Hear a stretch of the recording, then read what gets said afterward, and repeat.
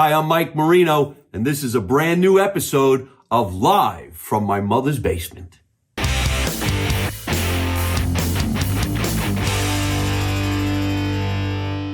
Good evening, ladies and gentlemen. Welcome to another edition of Live from My Mother's Basement. And yes, we're in the basement.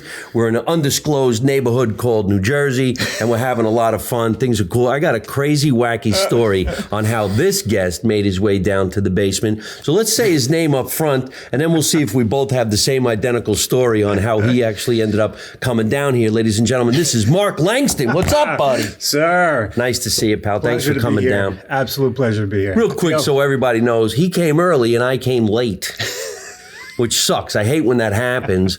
Let's see. You shuffle to your left just a little bit. Is that your left?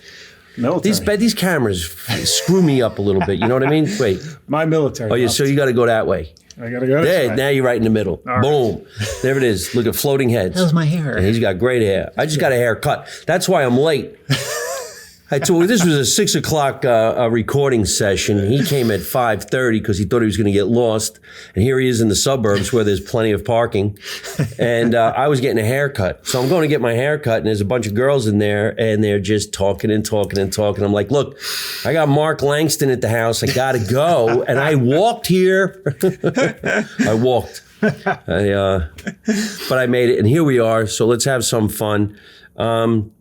Let's set this up, okay? We don't know each other. We never met each other. I knew a little bit about his career. However, I guess it was about maybe a month ago, I was opening for the great Steve Maglio, who does a Frank Sinatra tribute show every other Wednesday night at the Cutting Room in New York City. Yes, absolutely. So I happen to, singer. He's a great singer. He brings the big band. In fact, you probably heard him say every Saturday night that he is performing over at the Carnegie Club, which he sells out so incredibly that they have 3 shows on a Saturday night. Could you imagine doing 3 of what you saw? I had a hard time even getting tickets every time I've been there. Isn't that amazing? So there he is. He's always over at the Carnegie Club doing the Frank Sinatra reviews. You guys got to check this out. His name is Steve Maglio. He's a good friend of mine, but when he plays over at the Cutting Room, he has a comedian as the opening act. So I'm opening for him that night. We're having a little bit of fun. I'm sitting there having some food and some drinks, and all of a sudden this man comes over to me and says, "Take it from here." Take it from here, Mark. Tell everybody what you said. I had to. I've seen this gentleman a couple times, and I tried to sneak in when I could. You're sitting in the back of the room. I'm like, I got to tell this guy something. So I woke up to him. I said, "Hey, you're damn funny. You did a wonderful job. It's a pleasure to actually get to talk to you and meet you." That was really nice. But you also had some other information. I said, I kind of understand the business. I've been in it for... No, you that your wife had been at the show that I was taping.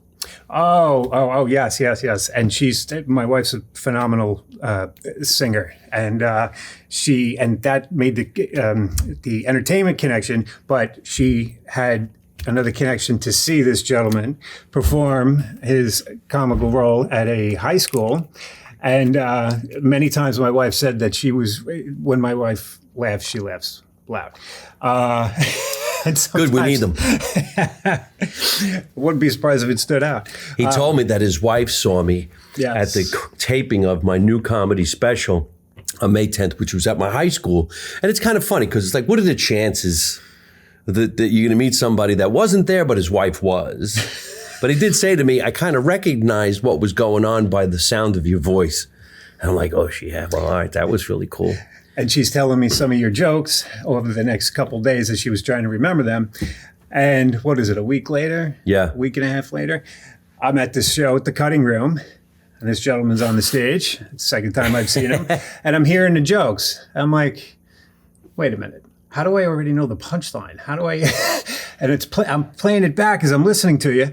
I'm like, oh my God, you're the one that was at the high school. I'm the guy from the high school. Yeah. I'm not the teacher. I was thinking the guy in there recording. But he also was talking to me about a movie that he's recently in. And I happen to be getting ready to interview one of the other characters that's in this movie. It's called Terrifier. And we just put down the lead actor or lead clown or the number one clown now, I guess, in the United States, David David Howard Thornton. Those three names really screw me up. David Howard Thornton. He plays Art the Clown in Terrifier. So let's just talk about Terrifier before we get into your career and how you got in it and what episode. You're in part 2. Terrifier 2, yeah. For those of you who don't know, Terrifier is probably the newest, greatest franchise, like the movie Saw, or Hellraiser, or Friday the 13th. Here comes the new clown and the new scariest movie. This lucky dude is in it. So let's talk about that. Yes. So I knew some guys that had worked back behind the scenes. And when they were in the middle of making Terrifier 2, there was a role for a teacher.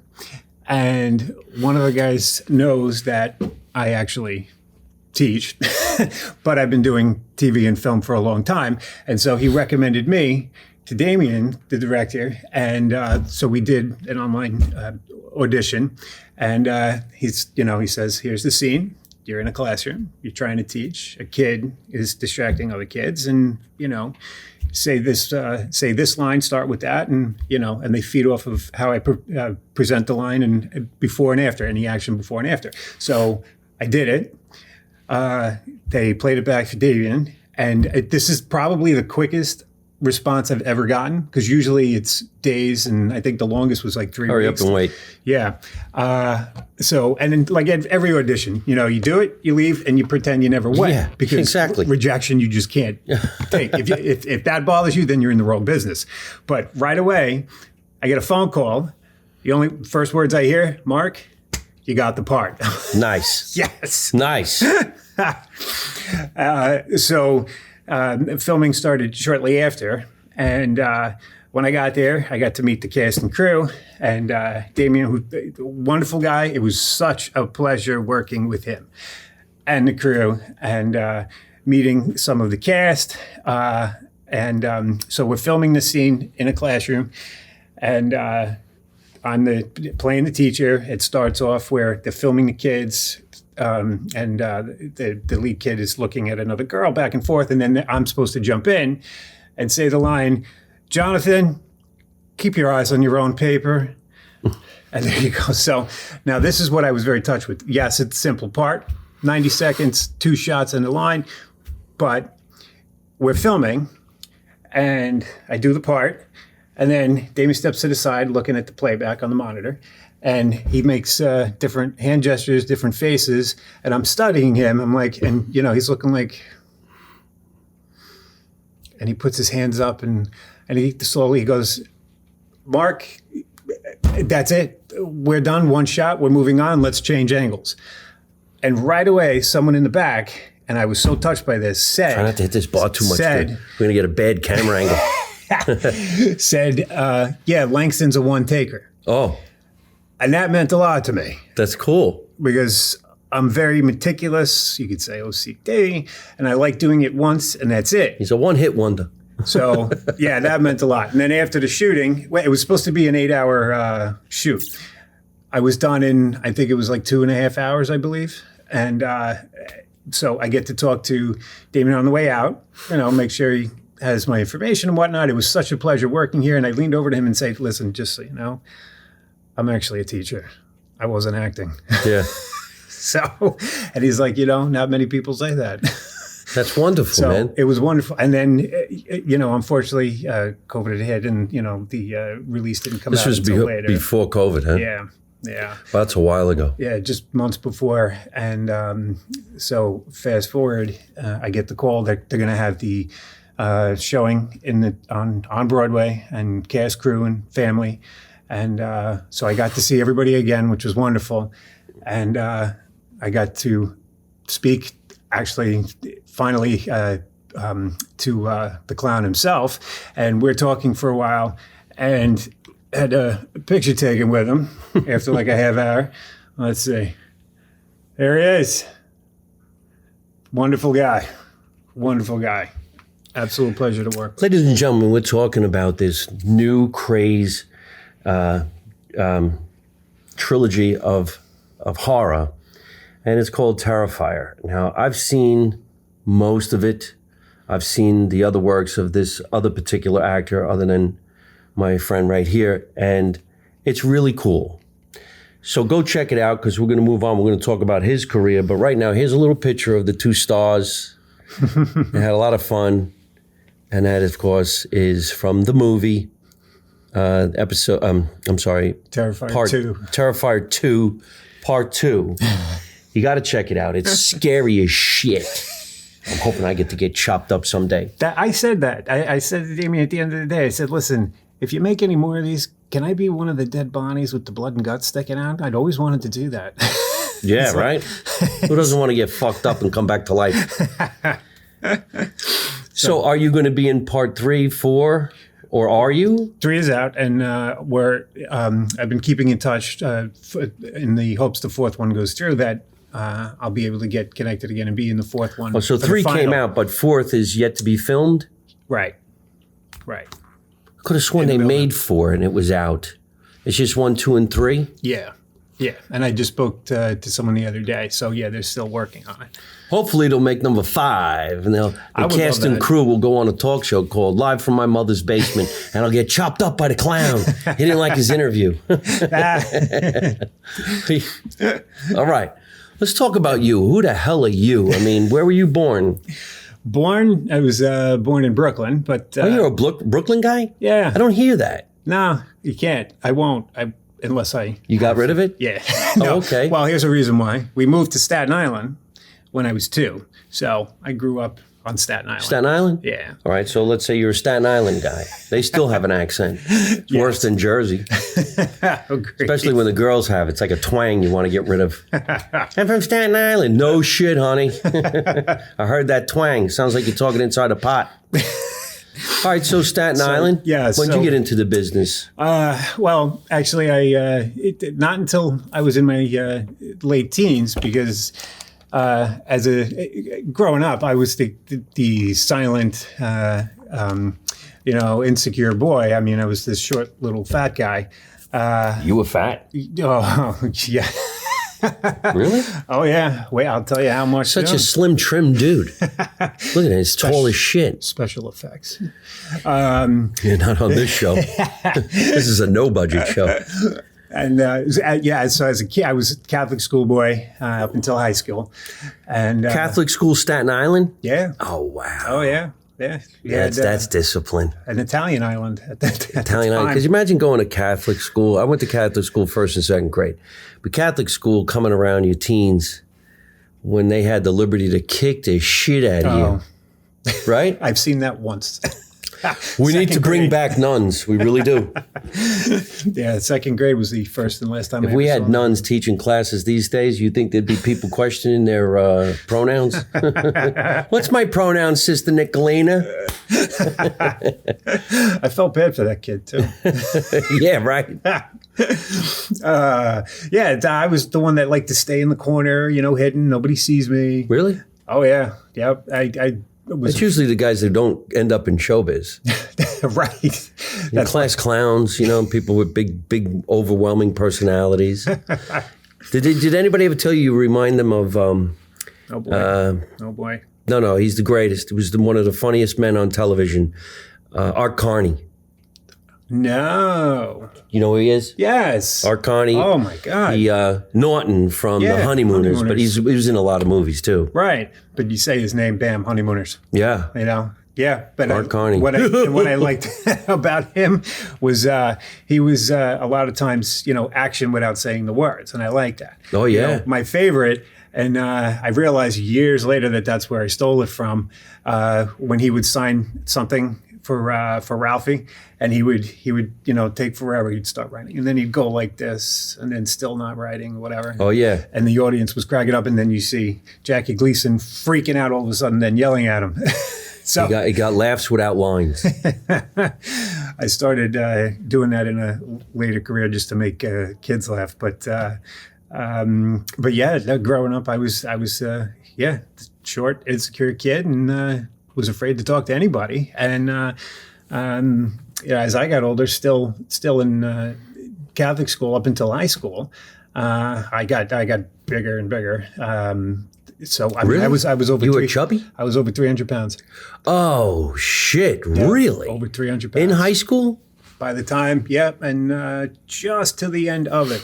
Yep, over So 300. were you playing football? Were you like linebacker? No, the hike. You know. It wasn't. You know what? When I was young, and I was at a. My parents and I were at a doctor, and they said, and we were at a doctor for another 4 years, a health scare that I defeated. But we can get into that. But he said, you're 16, and you're looking. I was 16 at the time, and he says, you know what? You keep it up. 5 years, you're going to have a heart attack. 5 years. Got it. Shortly after that, that's it. Eating healthy, active, and it took 9 months, and I lost 130 pounds, and haven't gained it since. So I've been a health nut, big time. No shit. Yeah. You Yeah. lost 130 pounds? Yeah, a little over 16? that. 16? Yeah. I think by the time I was done, it was 17. It took me like 9-10 months, and I lost it all. That's hard at the age of 16 because that's when everybody's going for hamburgers and hot dogs and going down the Jersey Shore and French fries and slices of pizza. Yeah. I just made myself hungry. I go for a slice right now. No shit, bro. Oh, Yeah. man, well, good for you. Yeah. So then did you play football, but you were out of school? I never played football. No? I was actually afraid to play sports like that because I didn't want to get hurt. How tall are you? 6'1". He's so fucking tall. Oh, I'm sorry, I didn't mean to curse. He's a school teacher. I'm a That's it. comedian, Where's my man. ruler? My I want tongue the ruler. hurts. Hey. Well, when did Yeah, you so- decide that you were going to pursue either a career of acting or that's when you decided I'm going to be a school teacher? Well, actually, it kind of blended in all together. But when I was 13, there was a show on Nickelodeon, and it was called "Don't Just Sit There," and it was young kids interviewing stars. The kids, to me, they were much older. I was 13; these kids are 17, but I didn't consider them a kid.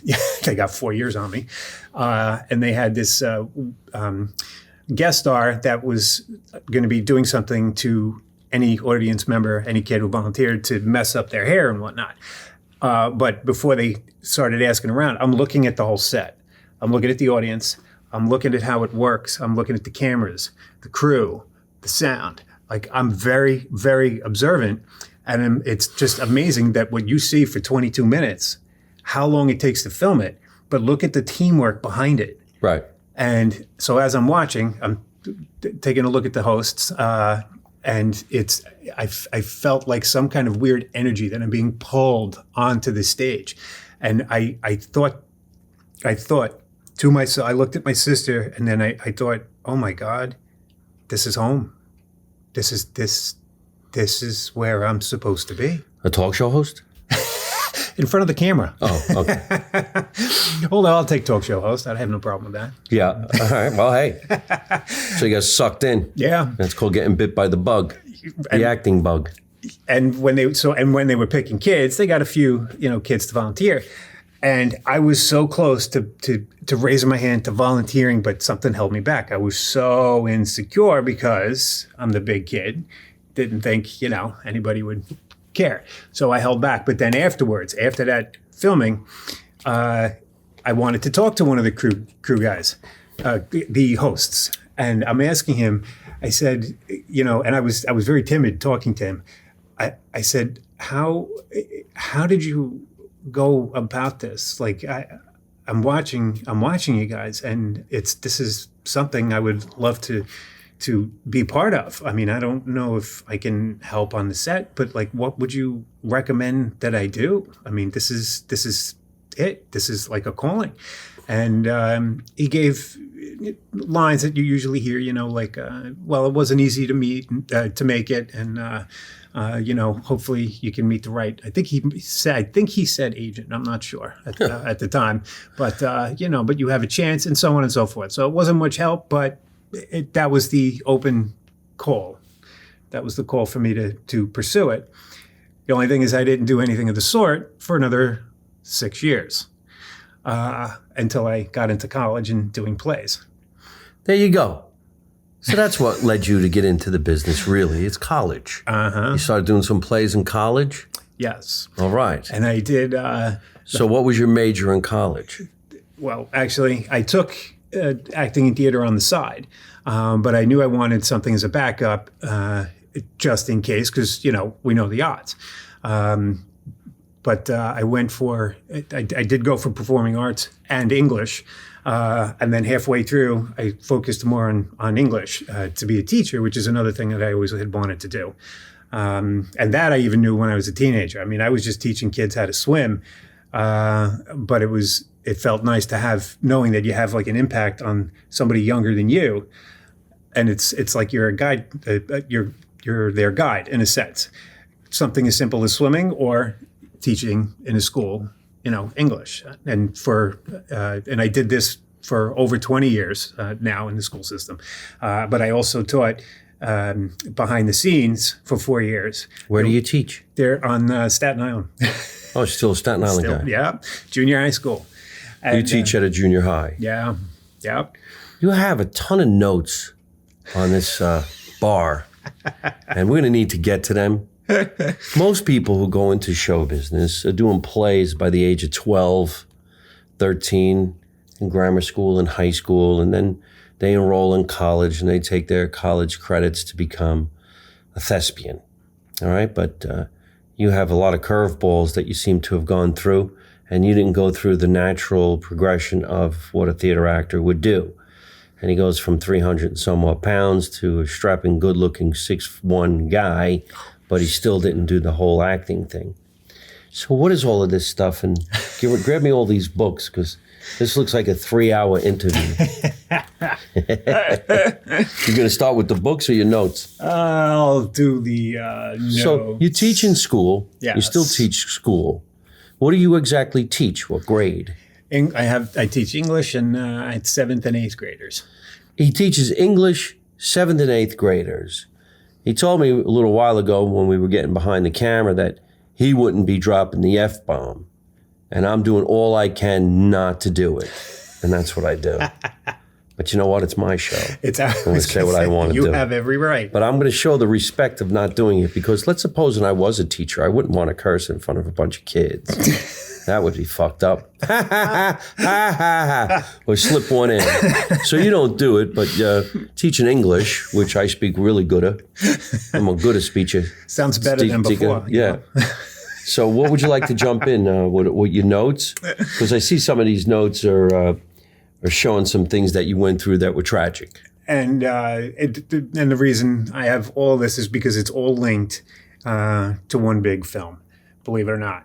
And not Terrifier. No. Something else. All right, so let's do this so that we can set this up. We'll find some joy in this, because I have a funny feeling this might be some tragedy. But hey, sometimes we find fun in tragedy. Comedy comes from tragedy. Tell us what's going on. So, so back to time when I knew I wanted to get into the showbiz, 13, 14, I tried to slowly, get myself out there talking with people. And I just started high school, and I was starting to feel so comfortable. I had a nice group of friends. And then only a few months in, something else comes up and pushes me back. And it turns out... A few months in of into teaching? high school. Into high school. Right. And I remembered, all I could tell you is I was sitting in class, and then next thing, I'm in a principal's office with a throbbing headache. There's my parents and a priest. Can't remember what was said, but it was such an impact. It turned out that I had a seizure at 14 years old. Is this after the doctor said to you, you're going to have a heart attack? This is 2 years before that. 2 years before. Were you 300 pounds? Yep. Oh, no kidding. So you're 300 pounds at 14? Yeah, 14 going on to 15. And you had a seizure. Yeah. And but I can't remember. I'll never remember the moment. All I remember is that still shot of being in the office, headache, priest, and whatnot. And that was it. But then, that turned out to be 5 years of having to now battle with health. And why? Because you had more? Yep. What exactly is a seizure for those people who need to know? I remember we saw some kids when I was a child have seizures, and the nurse would come in and I guess, put a piece of wood. What's that little piece of wood that the doctor puts in your mouth and says, ah, say ah. Yeah. A stick. To try to, To keep you from biting your tongue, right? Yeah. What exactly is a seizure? What's it different from? All right, a heart attack does one thing. A cold. What's the seizure? Well, there's different types, but basically, I always looked at it as a circuit box, and at some point, you might have a few wires that are kind of crossing the wrong path, and that could lead to the body not functioning, the mind not functioning properly, which affects everything else. You say seizure, the first thing you're going to assume is that somebody's poor person's on the floor and shaking and and other things. But and that did happen to me a handful of times. But as a kid, I looked at it as where I have no control over myself, and I'm never going to remember it. So I had, and those were they called them grand mal seizures, where you're on the ground and shaking and unconscious, and they could last minutes. Seizures completely different than a stroke. Yeah. And over time, over 4 years, I had a small handful of those. But now here's where it can branch off. What I had was complex partial seizures. So you and I could be talking. You're talking to me, but I'm going to have a look at what you have now. It looks like I'm listening, but I'm just giving you a stare. I'm not focused. I have no clue what's going on. And it could be 10 minutes later. And then now I come to, I feel like kind of a little out of it, but not knowing what happened for those 10 minutes. And I remembered I was playing pool with my father, and I'm leaned over, according to him, ready to take the shot. And he knew right away, of course. But then I do that stare, and I'm looking around. And then when I came to, I'm sitting on a seat like this, and he's talking to me. So whatever the heck happened in that 10 minutes, I have no idea. So there's different kinds. But they're watching? Do they know you're having a seizure? My father did. Yeah, he knew. He sat me down right away, he said. So they're actually looking at you kind of like in a zombie state. Right. And there's nothing they can do? Right. No. But I come to. You don't feel nothing. You're just gone. I'll never remember that 10 minutes. Couldn't tell you. Isn't that wild? Yeah. Holy shit. It's really scary. I can make a joke of it, but I won't. Because there's people sometimes they wish they would they wouldn't remember certain things. Right. Wish I didn't remember I did that. I had to make a small joke about it. Okay, that's all right. Some of the stories my sister told me. God, this must have been scaring the crap out of your parents for 5 years. Yeah. 5 years. Yeah. Well, what made it stop, or did I just jump too far forward? Well, no. Well, that's like 5 years later. But basically, no need to really cover all files work. No. Because this is very interesting. I need to know all the details here. So you have seizures on and off for 5 years. Mm-hmm. There was no set pattern. I was on medicine, and the medicine alone, we found out over time, my body doesn't react well to medicine. There was a scientific term, they called it 2D6. Basically, it could be like Novocaine, right? You can be all set in 2 shots. I might need 12, 13, 14, which I actually need. So that's why my body doesn't react well to medicine. So I was getting side effects from that while I'm dealing through those 5 years of seizures. So it only added. You keep saying 5 years. I would like to ask the question, so if you knew you were going to be having seizures from time to time, you knew, right? Did you know, hey, I knew at any minute I could just have a seizure? Yeah. You knew? Yeah. And how do you prepare yourself? He was like, listen, you better not drive a car, or you better not be in the car. I'll go to school, but I'm ready to call my parents and say, come and get me. I'm having a seizure. Right. Do you even prepare other people? No, it was hard enough trying to prepare myself because each day, I'm wondering, is it going to happen again? I can go months without that's what I'm saying. Oh, yeah. Really? There was no way to predict. It happened while I'm sleeping. How do you have a seizure while you're sleeping? Just the way the brain operates. I don't know. It was. And you know to about me. it? What? I found out the next day. Really? Wow, This is amazing. Because I was found on the floor. So 5 years of seizures. Mm-hmm. And something happened at the end of 5 years? Yep. And what annoyed me was I had lost at that point before. I'll go forward. So after 5 years, after all the medicines that they tried, nothing was working. So the last resort was brain surgery. Yeah. Sounds like a scary movie. Terrifier 7. That's the. Well, I mean, I feel really bad. I mean, That's all right. Brain surgery. Imagine operating on somebody's burnt brain. Yes. And how do they even tell you? They We recommend. they were trying to stay away from it for 5 years, and they wanted to do all meds first, and then if it was stable, stay on the med.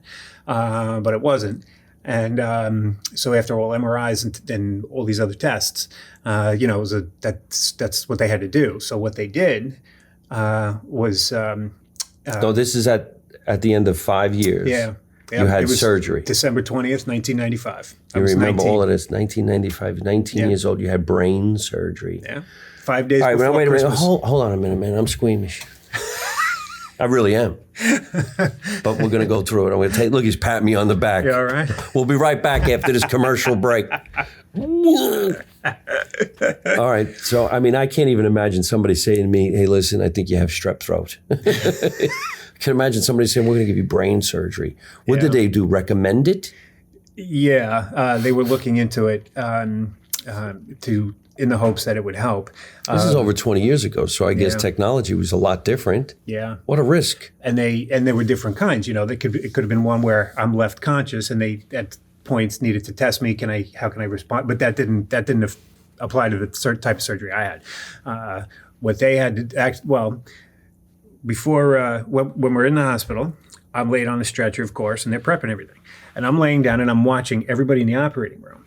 Now I'm getting anxious. It's almost like, oh, this is just another patient. He's fine. We'll just move around and get the day ready. And I don't know who she was. I'm assuming a nurse. But I'm playing back while they're walking around these past 5 years. Over those 5 years, here's what I felt to be more emotionally painful was each time I would have a seizure, so I'm told, it was destroying the part of the brain that stored memory, the hippocampus, and on the left side. Right. So dealing with that, not predicting when it would happen, I grabbed the nurse's hand and I said, I know I can legally say this. I'm 19. If there's even the slightest of chances of me having another seizure, I do not want to wake up. That's the last thing I remembered, and I was out. Afterwards, now, what was supposed to be 6 was more like an 8-hour surgery, but it really felt like a car was parked on the side of my head. I was in a lot of pain. But while you were having surgery? This is now after. When you came out of anesthesia. I came out 7 hours later, yeah. Right, and you felt like there was a car on you? Yeah, it's so bad on my left side. Ooh. And I'm listening to the doctor tell my mother, said that there was so much tissue growing around the brain that if he didn't have surgery, he had anywhere from 6 to 24 months to live. I came home Christmas Eve, 1995. Almost 30 years later. He's alive. I breached some contract. I don't know what that was. Brain surgery. Yeah. Did the car feeling go away? After 4 days. Came home for Christmas. Yeah. Right. Yeah. And what did they say to you when you were done with the surgery? You're going to be fine, or we got it? It looks good. Yeah. Yes. They got whatever it was, out. They said it was tissue. There was other medical terms, but don't ask me to even explain that. Right. But I remember that they said that it could always happen where in 3 to 5 years you might have one, but that's normal. It's like a normal reaction because now your body's trying to work with the remaining wires of that circuit box to try to, Well, did you have another one? Yeah, one as expected, and then that was it. Really? Yeah. So from that surgery to today, you had one. Knock on wood. Don't knock on your head, man. You had just had surgery. well, all right, man. He made it. Now, one thing I asked before the surgery, now I'm a 19-year-old boy, okay? Keep that in mind. I said, I have a favor. Can I have pictures of the brain?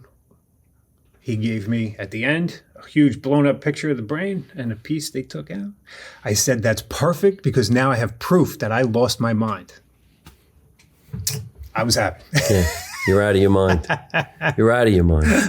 Well, God bless you, man. I'm glad it all worked out. Thanks. And it was right around the time, too, where I had gotten into a Navy program, an ROTC program. And I was always the kid, even when I was little, I liked structure. I liked teamwork. I like everything to operate like a regular, like a ship.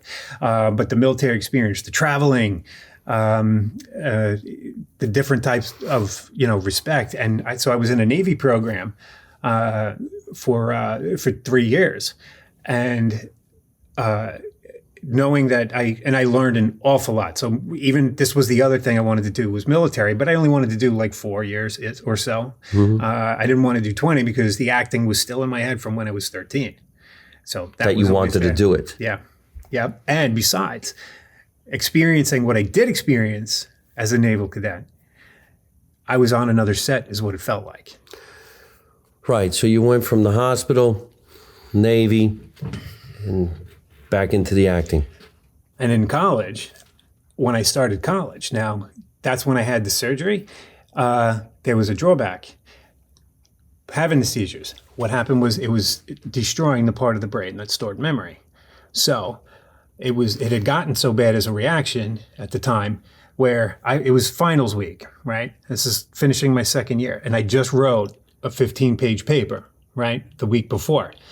I'm there to hand it in. On the final, it was the same topic, and I couldn't remember even the opening paragraph. And I broke down in front of the professor. I handed it in. I said, I'm sorry, I need to leave.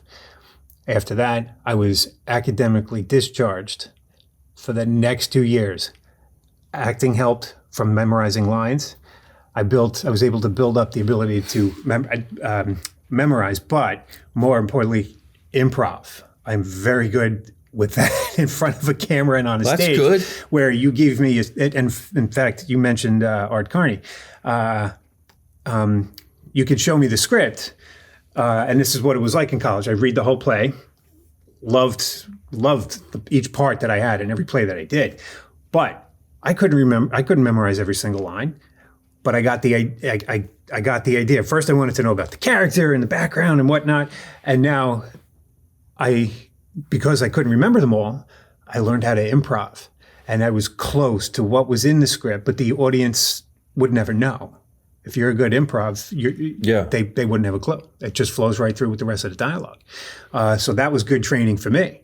And 2 years later, after working on my own self, I came back. I showed work that I had done at another school and grades and whatnot. And with a long letter from me and doctors and somebody else from the Navy program, I got back in. And over 3.5 years, I got 3 degrees.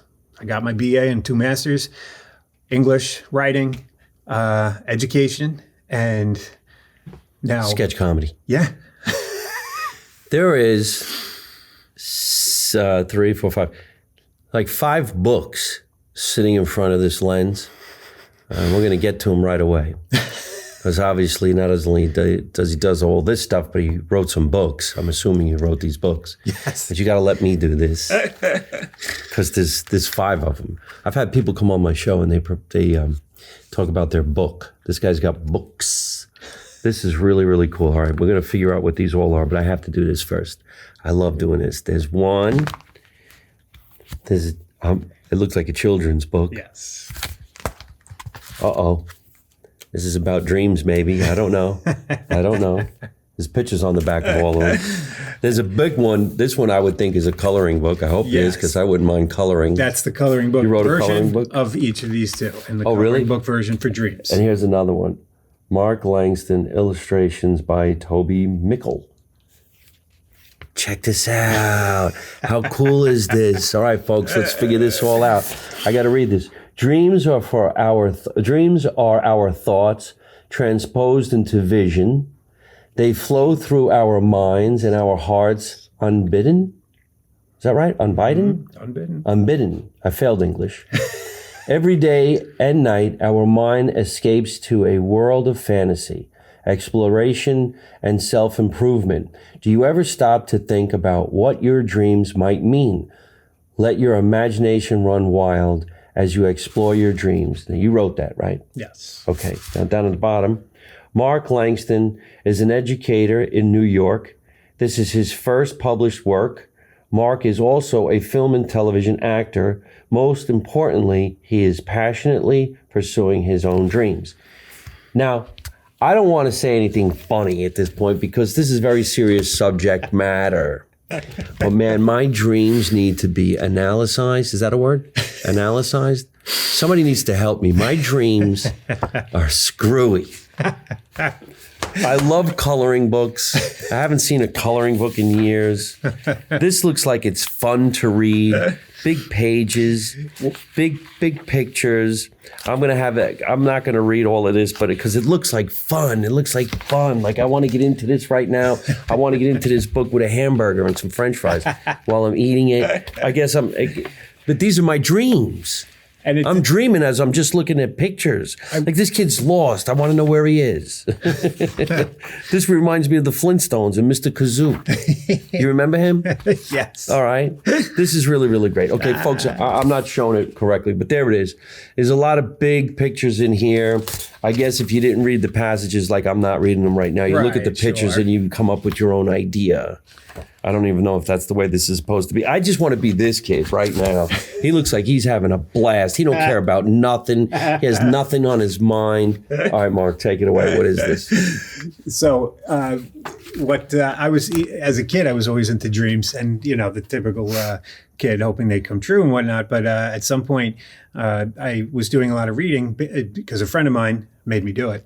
And there were many of them that sounded interesting. And then I started writing about it, try to remember dreams that I have had in the past.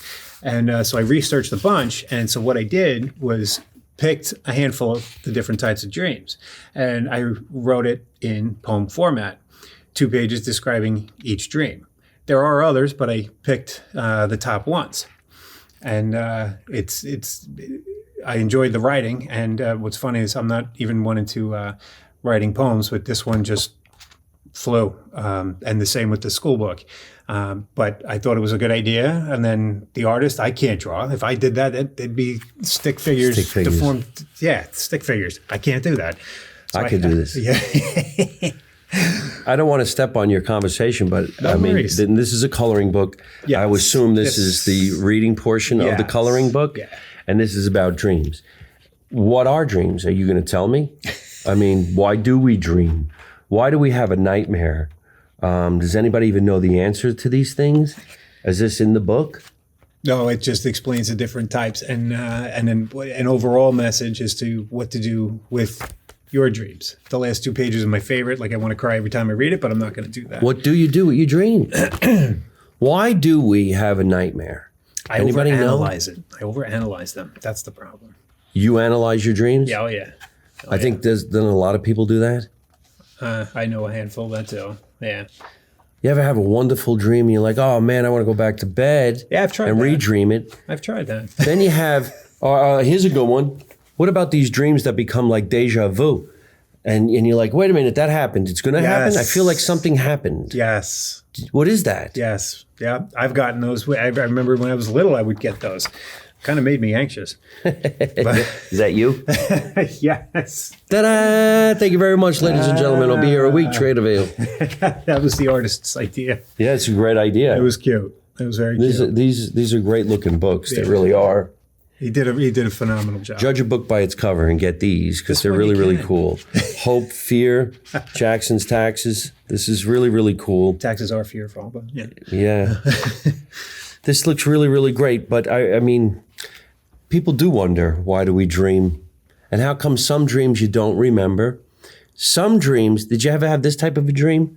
It's so specific. You wake up and like, oh, the dream was amazing. And somebody go, tell me about it. I'm like, I don't remember. Yeah. You draw a blank. I don't remember how that's it went. So frustrating. What is that? Yeah, I don't know. That's just frustrating. I know people that they don't, according to them, they don't dream because they don't remember jack. The last thing they remembered was the last channel they flipped to the night before. Do we dream every night and we just don't remember? That's what I'm told. Yeah?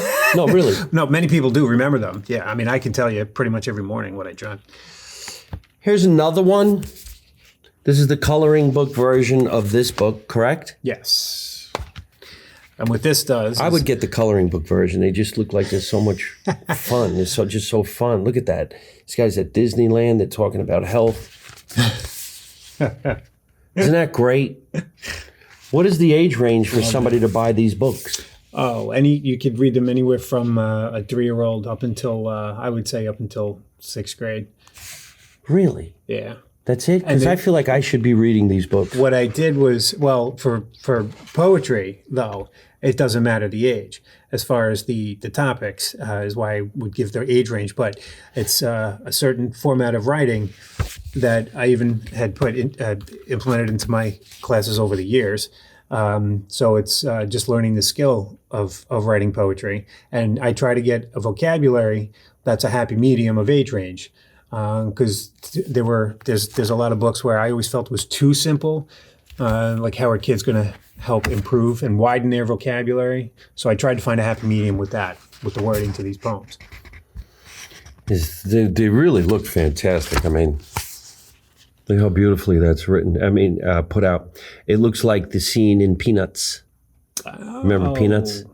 Yes. Charlie Brown. Nobody's ever said that before. Charlie Brown. Yeah. That was the greatest show. Yeah. And what I do is I cover the top subjects in school and a couple pages about each one and what they get out of learning each subject. All right. And then with a happy ending. We got one more. Okay, so there's actually 2 books, 2 coloring books that are the same. And here comes one that looks like it's for adults. Now there's a What If it's called? deep story behind this. All right, go. So I had taken playwriting in college, which is my favorite type of writing. And I learned strategies of writing plays, techniques. It was a lot more than what you would imagine.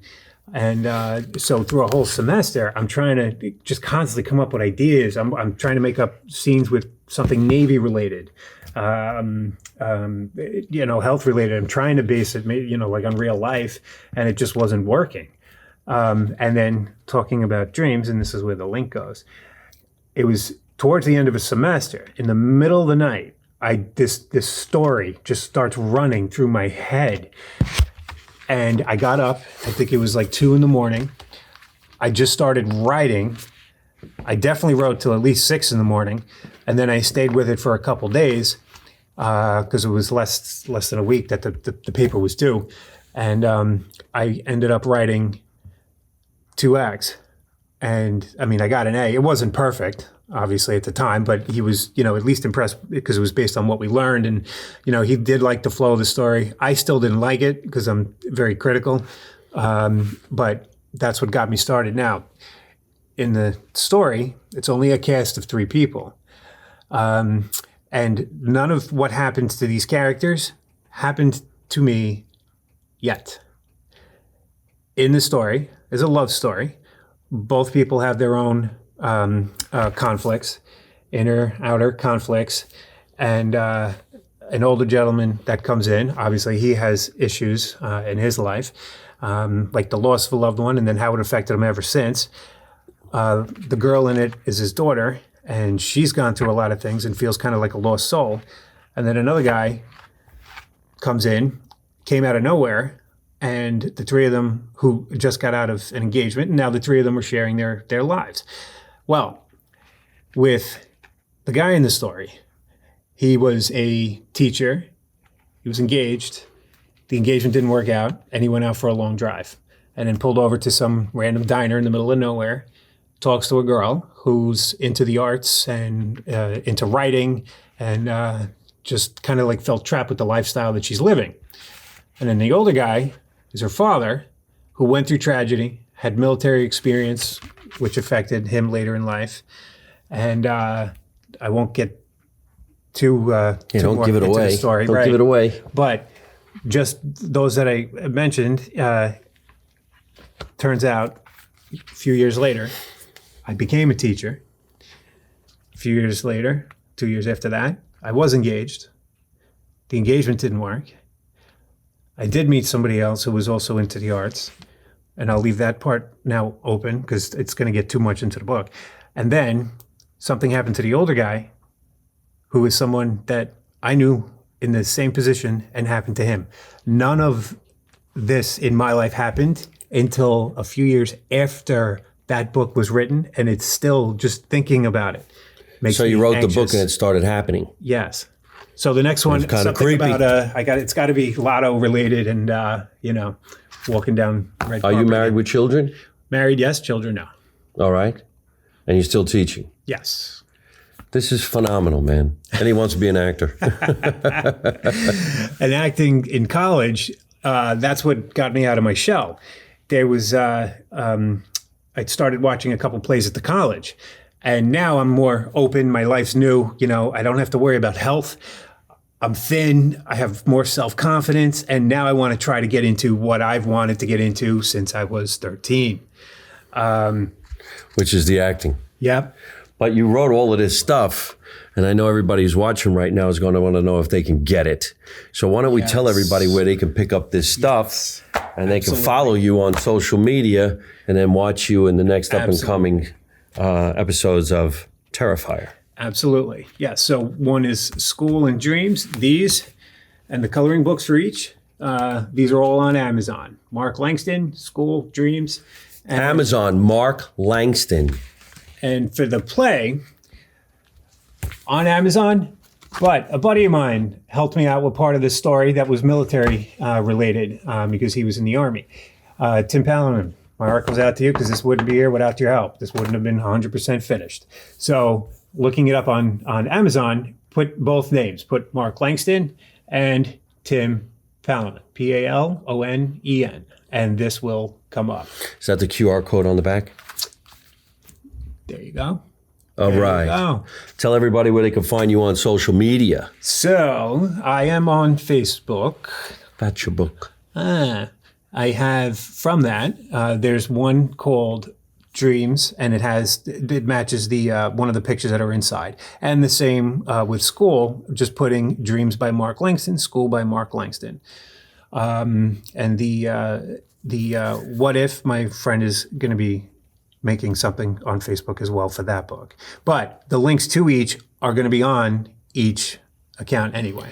Just look up Mark Langston. You can find him. Besides, all you have to do is write to me, and I'll make sure you get in touch with him. I want to thank my guests because we do got to get going. Right now, big shout out to my producer, Tatiana Blue Shell, for always making sure we have a great guest come down the basement. We put it out every Tuesday night at 8 o'clock right here exclusively on my YouTube channel, which is Mike Marino Live on YouTube. You can also watch us and listen to us on Spotify, and you can listen to us all the time on Italian American radio in New York City. Remember, let's make America Italian again. You know my motto. You don't know nothing, you don't see nothing, you don't say nothing. And how do I end every single one of my podcasts by saying the same thing along with my guest?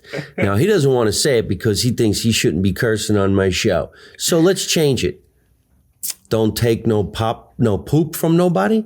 Don't take no crap from nobody. That's better? Don't take no crap from nobody. You ready? Yep. Here we go. Don't take no crap from nobody.